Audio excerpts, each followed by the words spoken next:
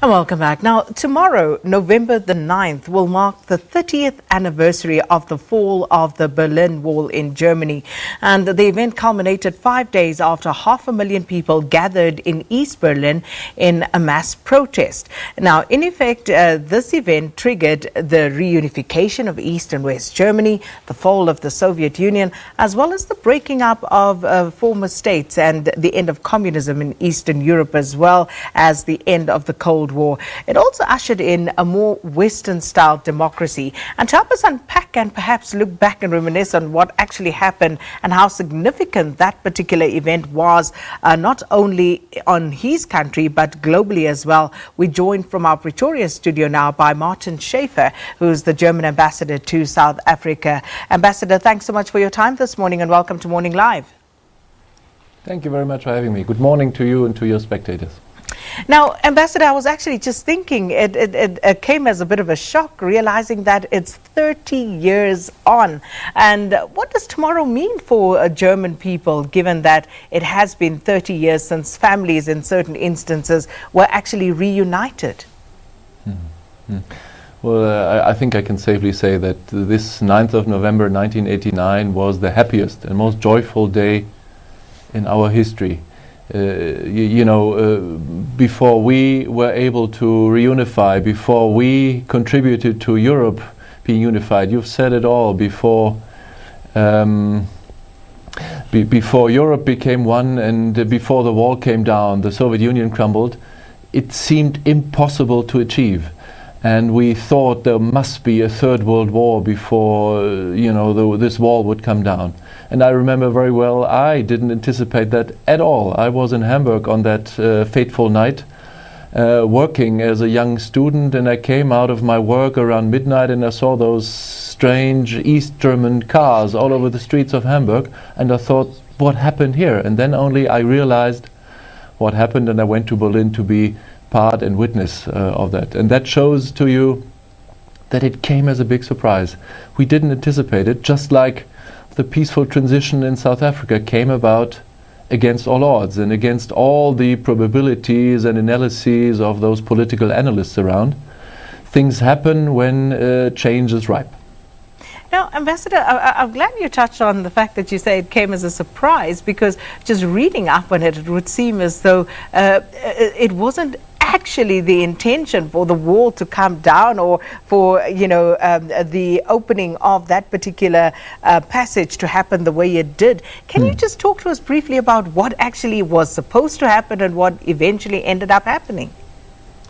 Well, if you want, the fall of the Berlin Wall and with it the end of the oppressive regime of East Germany came about as a farce, because in the afternoon of this 9th of November, the Central Committee of the East German Communist Party decided to change a travel regime. And you must know that for 40 years East Germans were prohibited from traveling to their compatriots in the West and to other countries in the West for that matter. And now, upon the pressure of the demonstrators, of the revolutionaries in East Germany, which were fed up with their regime, the Central Committee finally moved. And then Günter Schabowski, who was the spokesperson of the Central Committee of the Communist Party of East Germany, in a press conference, told about this new developments of the travel regime. And then a French journalist asked the question, but when will this new regime enter into force? And Schabowski didn't know. So he stumbled and tuttered, and at the end he said, oh, I believe it starts right now. And that was the sign for tens of thousands of East Germans to come to the Berlin Wall and to bring it down. And that was the moment when history would never be as it was before. 30 years ago now. And what has been the legacy looking back, and where we find ourselves today with regard to East and West Germany?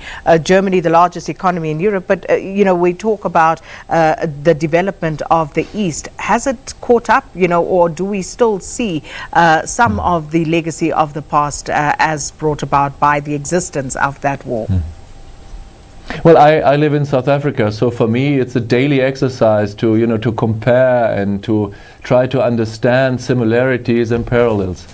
And you see, we were one nation, even with two different separated states.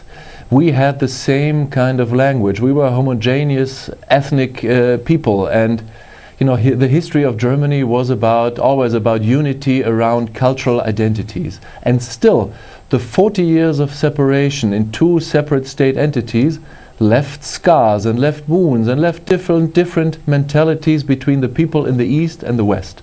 We have come a long way in overcoming the inequalities and the injustices. The East has, caught up very rapidly, but still there are differences in the life conditions of the people in the East and the West, and still there's differences in the mentalities of the people, in the way people from East Germany and West Germany look at the world and look at themselves. And if you take that as a parable or as a comparison to South Africa, I think it shows that even in a country that is so homogeneous as the German people were at that time, it is difficult to overcome the violences of the past and the separations of the past. And if you transpose that to South Africa, I think it means South Africans need to be patient, because it takes time. It takes time to come together and to be a nation. And I should like to say I would love to be in Durban this morning, because that is nation building in the making. Well, thank you so much, Ambassador, for your time this morning and talking to us about tomorrow, the anniversary, of course, of the bringing down of the Berlin Wall. And that was the German ambassador to South Africa, Martin Schäfer, talking about the significant impact of the fall of the Berlin Wall.